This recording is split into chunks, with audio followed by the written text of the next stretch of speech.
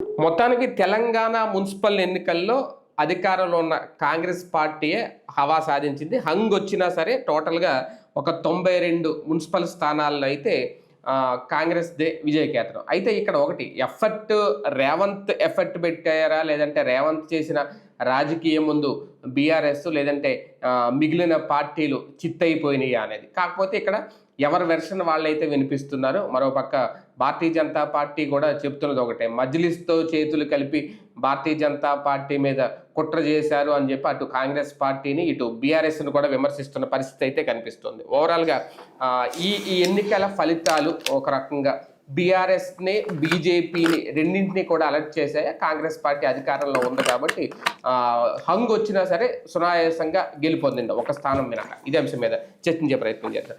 సరే, హస్తం హవాని ఒక రకంగా ఇది కంప్లీట్గా కాంగ్రెస్ పార్టీ మీద ఉన్న సానుకూలత లేదంటే కాంగ్రెస్ పార్టీ మీద ఉన్న పాజిటివిటీ వల్లే, రేవంత్ పెట్టిన ఎఫర్ట్ వల్లే ఈ స్థాయి విజయం దక్కింది అని ఎంతవరకు అనుకోవచ్చు? ఖచ్చితంగా అనుకోవాలి. ఎందుకంటే కాంగ్రెస్ పార్టీ జవసత్వాలు ఉడిగిపోయి ఆంధ్రప్రదేశ్లో అయితే సచ్చినా లేచే పరిస్థితుల్లో లేదు.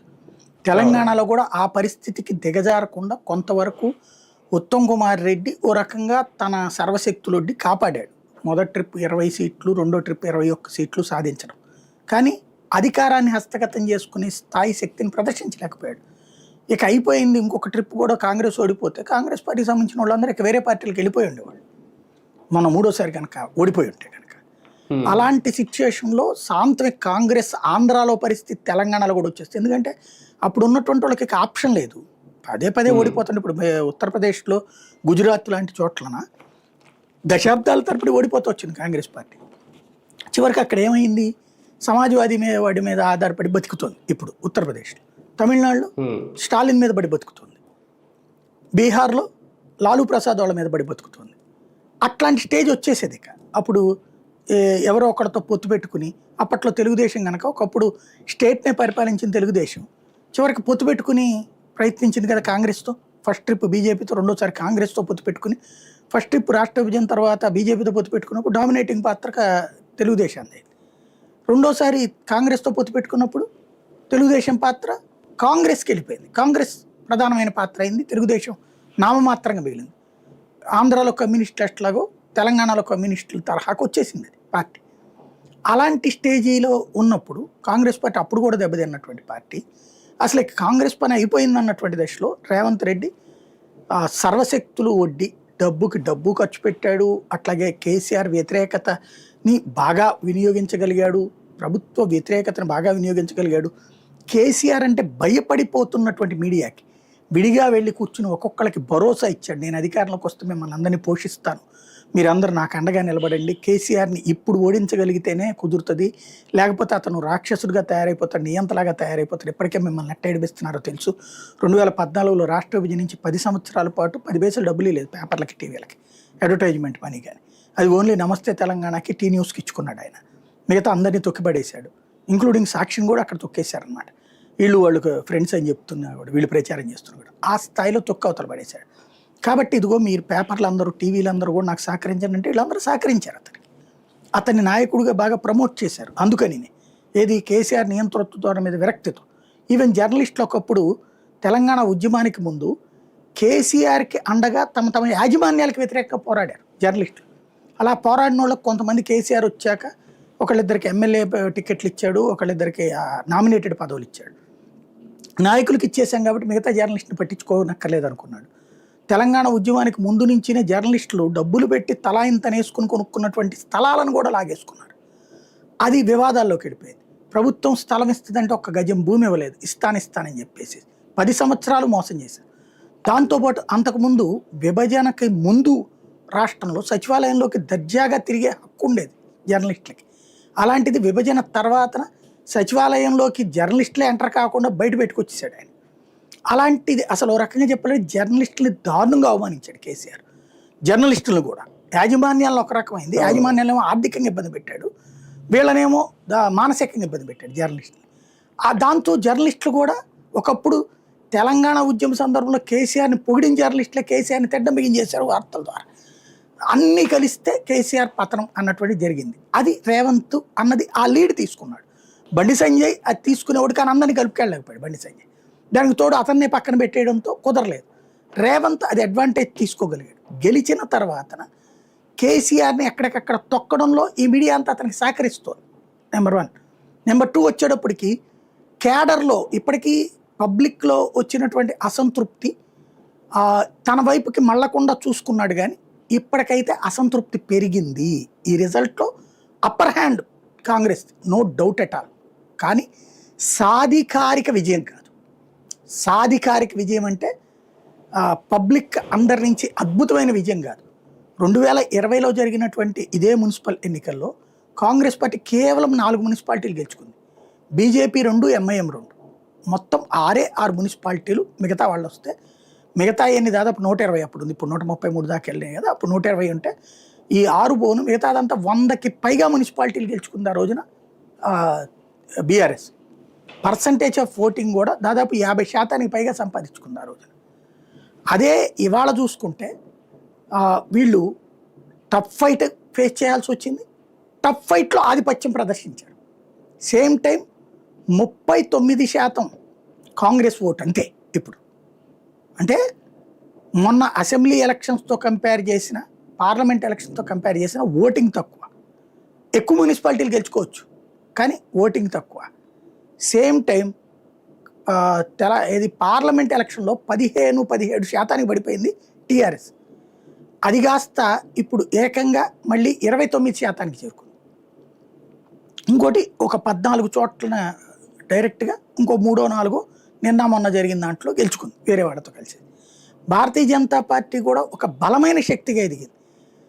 అసెంబ్లీ ఎలక్షన్స్ టైంకి 14% ఓట్లు, 8 సీట్లు సాధించింది. పార్లమెంట్ ఎన్నికలకి దాదాపు 40% ఓట్లు, 8 పార్లమెంట్ సీట్లు గెలుచుకుంది. ఆ తర్వాత డిపాజిట్లు కూడా కోల్పోయింది 3 ఎన్నికలు, ఏవైతే దాన్ని ఏమంటారు బై ఎలక్షన్స్. బట్ పంచాయతీ ఎన్నికల్లో 8%, 10% సాధించింది ఓట్లు. ఒక 700 ఏమో సర్పంచ్లు అవి గెలుచుకుంది. కానీ ఇప్పుడు వచ్చేటప్పటికి దాదాపుగా ఒక మున్సిపాలిటీ ఒకటే గెలుచుకుంది, కార్పొరేషన్ ఒకటే గెలుచుకుంది. కానీ 15 మున్సిపాలిటీలు సింగిల్ లార్జెస్ట్ పార్టీగా ఆవిర్భవించింది. ఓట్లు 15% వచ్చింది దానికి కూడా. అంటే ప్రతిపక్షం కూడా స్ట్రాంగ్గా ఎదిగింది ఇతను వచ్చాక. దాంట్లో ఒక ఆస్పెక్ట్లో మెచ్చుకోవాలి, రేవంత్కి ప్రతిపక్షాన్ని కూడా బతకనిస్తున్నాడు. వీళ్ళు ప్రతిపక్షాన్ని తొక్కిపడేశారు టీఆర్ఎస్ వాళ్ళు, ప్రతిపక్షాన్ని బతకనీలా. ఆ ఆస్పెక్ట్లో చూసినప్పుడు రేవంత్ రెడ్డి నిజమైనటువంటి ప్రజాస్వామ్య పాత్ర పోషిస్తున్నాడు. ఎన్నికల్లో 1 సైడెడ్గా పోలా. అప్పుడు ఓ రకంగా ఏకగ్రీవాలు వాళ్ళు ఇష్టం వచ్చినట్టు నడిచింది జగన్కైనా అక్కడ కేసీఆర్కైనా సరే. సామ దాన భేద దండోపాయాలు ఉపయోగించారు. ఇప్పుడు కూడా వీళ్ళు ఉపయోగించారు, కానీ క్రూరంగా ఉపయోగించాల. అంటే ఇందులో రేవంత్ ప్రతీకారం ఏం కనిపించలేదా సార్ మున్సిపల్ ఎన్నికల్లో? అతను పోరాడి సాధిస్తున్నాడు, ఇంకా ప్రతీకారం కాదు నా దృష్టి. అంటే కొన్ని చోట్ల ఇప్పుడు నిజామాబాద్ ఇక్కడ అయితే కనీసం మొత్తం 0 ఓపెనింగ్ కూడా అవ్వలేదు, 1 సీట్ కూడా రాలేదు బీఆర్ఎస్ కి. అంటే హై గ్రౌండ్ లెవెల్లో బీఆర్ఎస్ ఫెయిల్యూర్ అది ఎప్పటి నుంచినో నడుస్తోంది, మన ఓటమి నుంచినే నడుస్తుంది. అసెంబ్లీ పార్లమెంట్ నడుస్తుంది. కాబట్టి అక్కడ మున్సిపాలిటీల పరంగా కొన్ని జిల్లాలు, అది ఖమ్మం ఫస్ట్ నుంచి ఫెయిల్యూరే బీఆర్ఎస్కి. అది ఆంధ్ర వాళ్ళు అక్కడ వెళ్ళి సెటిల్ అయ్యి ఉండటం, వాస్తవంగా చెప్పాలంటే ఖమ్మంని ఆంధ్రాకి కలిపేయడం కరెక్ట్. వీళ్ళు తెలంగాణలో భాగం అంటారు కానీ ఖమ్మం వాళ్ళు ఆంధ్ర ఫీలింగ్తోనే ఉంటారు, కలిపేయాలి అసలు ఆంధ్రాతో. అప్పుడు యాజ్ ఫర్ నామ్స్ కూడా భౌగోళిక స్వరూపం పరంగా చూస్తే ఉమ్మడి రాష్ట్రంలో జిల్లాల విభజన సందర్భంలో భద్రాచలాన్ని తీసుకెళ్లి ఖమ్మంలో కలిపారు. కానీ భద్రాచలంతో పాటు టోటల్గా 120 కిలోమీటర్ల భూభాగం ఆంధ్రాలోది. అది దాన్ని ఖమ్మం జిల్లాలోకి కలిపారు. వాస్తవంగా అంతవరకు కలిపేసిన ఆంధ్రాకి వాళ్ళకి అప్పుడు తెలంగాణ వాళ్ళ ఉన్నటువంటి వాళ్ళు ఉంటారు అక్కడ, అది వాళ్ళు కలుపుకోలేదు. అది ఖమ్మములో టీఆర్ఎస్ ఖమ్మంలో టీఆర్ఎస్ వీకు, తర్వాత నల్గొండలో టీఆర్ఎస్ వీకు కొంత ఉంటది. కాంగ్రెస్ తో పోటీ పడగలుగుతుంది కానీ కాంగ్రెస్ 90 అయితే టీఆర్ఎస్ 10 అక్కడ. నిజామాబాద్ కూడా ఇంతకు ముందు కూడా వీకే, కవితే ఓడిపోయింది కదా ఇప్పుడు, కవితే పార్లమెంట్ లో ఓడిపోయింది. అసెంబ్లీకి అయినా సీన్ లేదు అక్కడ. బేసిక్ అక్కడ ఏంటంటే ఈ బీజేపీ వర్సెస్ వీళ్ళు వెళ్తున్నారు కాంగ్రెస్ అక్కడ ఫ్రమ్ ద బిగినింగ్ కూడా. అరవింద్ అటుకు వెళ్ళిన తర్వాత అక్కడ ఇది ఉంది. కాబట్టి ఓవరాల్గా చూసుకుంటే బలాలు బలహీనతల పరంగా చూసుకుంటే భారీగా పుంజుకున్నటువంటి రేవంత్ రెడ్డికి ఈ విజయం ఊపు at the same time alert కూడా. నిన్ను ప్రజలు నేరుగా అప్రిషియేట్ చేస్తున్న సంఖ్య తగ్గిందయ్యా, 49-50% నుంచి 39% పడిపోయావు. అదే సమయం నీ ప్రత్యర్థి 15% దగ్గరికి పడిపోయినటువంటి ప్రత్యర్థి మళ్ళీ 29% దాకా పెరిగారు. అలాగే మొన్న మున్సిపల్ ఎలక్షన్స్ దాన్ని ఏమంటారు, పంచాయతీ ఎన్నికల టైంకి 8%, 7% పడిపోయినటువంటి బీజేపీ ఇప్పుడు 15% దగ్గరకు వచ్చింది. అంటే నీ వ్యతిరేకత ఇప్పుడు లెక్క కట్టుకుంటే 39 ప్రభుత్వం అంటే 61 ప్రభుత్వానికి వ్యతిరేకం కదా. అది ఎలర్ట్. సేమ్ టైం ప్రజాస్వామ్యంలో ఈ అంకెల ఈక్వేషన్స్లో ఇప్పుడు కనుక 40% ఓట్లు తెచ్చుకున్నటువంటి వైసీపీ 11 గెలుచుకుంది. అదే సందర్భంలో 6% ఓట్లు తెచ్చుకున్నటువంటి 6-7% ఓట్లు తెచ్చుకున్నటువంటి జనసేన 21 గెలుచుకుంది. అలాగే 3% ఓట్లు తెచ్చుకున్నటువంటి బీజేపీ 8 అసెంబ్లీ 3 పార్లమెంట్ గెలుచుకుంది. కాబట్టి లెక్కలు ఈ ఈక్వేషన్స్ డిఫరెంట్గా ఉంటాయి అన్నమాట. అవును అవును. కానీ ఒకటి సార్, బీఆర్ఎస్ విషయానికి వస్తే ఓకే, మీరు అన్నట్టు ఇప్పటి వరకు అది కొంత వ్యతిరేకత ఉందా రేవంత్ మీదో కాంగ్రెస్ ప్రభుత్వం మీదో, కావలసినంత సానుకూలత బీఆర్ఎస్ ఇంకా ఈ ఎన్నికల్లో తెచ్చుకోలేకపోయిందా? ఆ స్థాయి ఎఫర్ట్ ఏమన్నా పెట్టలేకపోయిందా? నో డౌట్ వాళ్ళు కష్టపడ్డారు. కాకపోతే మున్సిపల్ ఎలక్షన్స్ ఎప్పుడు కూడా గవర్నమెంట్ ఫ్రెండ్లీగానే ఉంటాయి. అవును, అందులో డౌటే లేదు, ఎంత కష్టపడ్డా కూడా. ఇప్పుడు క్రిందటిసారి 4 మున్సిపాలిటీలు గెలుచుకున్న కాంగ్రెస్ 2020లో ఏకంగా అధికారంలోకి రాలేదా? ఆ తర్వాత జరిగినటువంటి అన్ని ఉప ఎన్నికల్లో డిపాజిట్లు కూడా కోల్పోయింది కాంగ్రెస్ పార్టీ చాలా వరకు. అన్ని ఉప ఎన్నికల్లో MLC elections, teacher MLC elections లో కూడా బీజేపీ గెలిచింది. అప్పుడు గుర్తుంది కదా మనకి. హైదరాబాద్ ఎలక్షన్స్ బీజేపీ గెలిచింది, అక్కడ సెకండ్ లార్జెస్ట్ అయింది. మరి అలాంటి బీజేపీ తాడికి అక్కడ మోకల కట్ట వెళ్ళిపోయింది. తెలంగాణ ఓటర్కి మన ఓటర్కి తేడా ఉంది. తెలంగాణ ఓటర్లు నేను అబ్జర్వ్ చేసింది ఏంటంటే, గ్రామీణ ప్రాంతాల్లో కాంగ్రెస్ పట్టు బీఆర్ఎస్ టైంలో కొంత తగ్గిన మళ్ళీ పుంజుకుంది గ్రామీణ ప్రాంతంలో. పట్టణ ప్రాంతంలో బీఆర్ఎస్కి పట్టు బలంగానే ఉంది. అది తగ్గి ఉండొచ్చు, కానీ అది ప్రభుత్వం అధికారంలో ఉన్న వాళ్ళని వదులుకోలేక ఓటు వేసిన సందర్భం. ఎందుకంటే నెగిటివ్గా వేస్తే ఓట్లు రేపు మన ఊర్లో రోడ్డు కూడా వేయరు ఇల్లు అనేటటువంటి ఒక భయంతో వేసినటువంటి. కాబట్టి అయినా అంత టెన్షన్లో కూడా బీఆర్ఎస్కి మంచి బలాన్ని ఇచ్చారు అక్కడ. Corporations లోనేమో Bharatiya Janata party పుంజుకుంటుంది, BRS down అవుతుంది. అంటే మహానగరాలలో అక్కడ బీఆర్ఎస్ దెబ్బతింటుంది, బీఆర్ఎస్ లూజ్ అవుతోంది పంచాయతీల్లో. రెండవది మహానగరాలు. ఇది వాళ్ళు ఆత్మవిమర్శ చేసుకోవాల్సిన అంశం.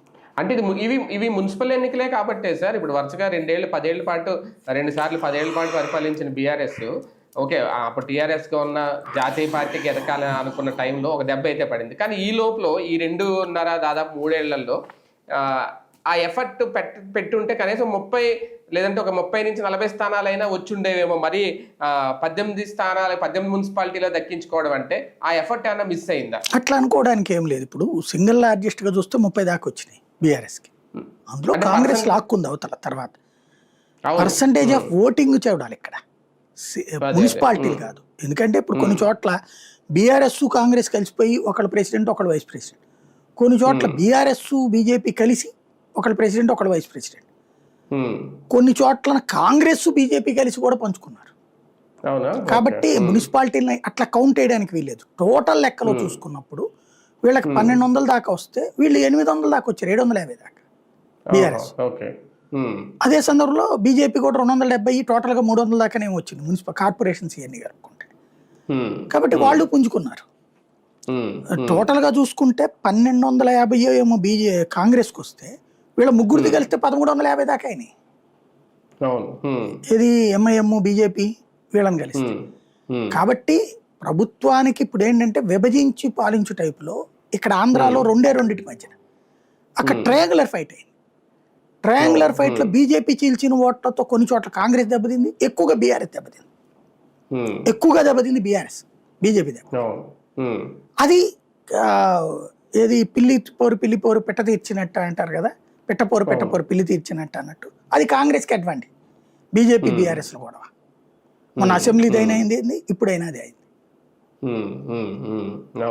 కానీ ఒకటి సార్, ఇప్పుడు ఎర్రబల్లి దయాకర్ లాంటి వాళ్ళని అరెస్ట్ చేసి మరి ఈ ఎన్నికల విషయంలో అంటే అంత ఎఫర్ట్ రేవంత్ రెడ్డి ప్రభుత్వం చేయడం అనేది మున్సిపల్ ఎన్నికల్లో అది అంత అవసరమా అనేది కూడా ఒక ప్రశ్న. చేస్తారు, తప్పదు. ఎందుకంటే ప్రూవ్ చేసుకోవాలనుకుంటున్నాడు. ఒకటి స్ట్రాంగ్ లీడర్గా ప్రూవ్ చేసుకోవాలనుకుంటున్నాడు రేవంత్ రెడ్డి. అహంకారపూరితం, అధికార యంత్రాంగం దుర్వినియోగం, వీటిల్లో కేసీఆర్తో పోటీ పడుతున్నాడు అతను. ఆల్టర్నేటివ్ చూపెట్టాలనుకోవట్లా, అతనికంటే గనుందని చెప్పాలనుకుంటున్నాడు అతను. వ్యవస్థల దుర్వినియోగం అనే విషయంలో కేసీఆర్ కంటే నేను వేరముద్దునని చెప్పాలనుకుంటున్నాడు. రైటర్ రంగాన్ని జనం డిసైడ్ చేస్తారు. సార్ ఒకటి బీజేపీ విషయంలో ఒకటి నిన్న ఆయన రామచంద్రరావు గారు అన్నట్టు నిజంగా మీరు ఇప్పుడు 15% ఓటు బ్యాంక్ రావడం, ఇందులో కూడా ఆ పర్సెంటేజ్ రావడం, బీజేపీ బలం పెరుగుతూ ఉంటే ఒక పక్క నిజంగా బీఆర్ఎస్ లేదంటే కాంగ్రెస్ మజ్లిస్ వీళ్ళందరూ కలిసి భయపడుతున్నారా? ఆ తరహా కుట్రలు ఏమైనా జరిగినాయా, లేదంటే ఇంకా పర్సెంటేజ్ పెరుగుండేదా? ఖచ్చితంగా జరిగినాయి. ఇప్పుడు కొన్ని చోట్ల ఎంఐఎం తను గెలిచే చోట తను మిగతా చోట్ల తన ఓటు నాటికి డైవర్ట్ చేసింది కాంగ్రెస్కి. ఇదివరకు ఇదే ఎంఐఎం బీఆర్ఎస్కి డైవర్ట్ చేసింది 2020లో. కాబట్టి ముస్లిం ఓట్ బ్యాంక్ని డైవర్ట్ చేయడంలో బీజేపీ అన్న భయం వాళ్ళకు ఉంది, నో డౌట్. అప్పుడేంటి, అధికార పక్షానికి అనుకూలంగా వాళ్ళు వెళ్తున్నారు, ఎవరు అధికారంలో ఉన్నా సరే. అది నడుస్తుంది అక్కడ. ఆ ఎఫర్ట్ అయితే కనిపించింది అయితే మూడు పార్టీలు కలిసి. అంటే బీజేపీ విషయంలో ఆ భయం అయితే మొదలైందా సార్? ఇప్పుడు బీజేపీ ఒక్కసారి పవర్లోకి వస్తే ఇక తమ జీవితాలు తలకిందులు అయిపోతాయి అన్న భయం వీళ్ళిద్దరికీ ఉంది.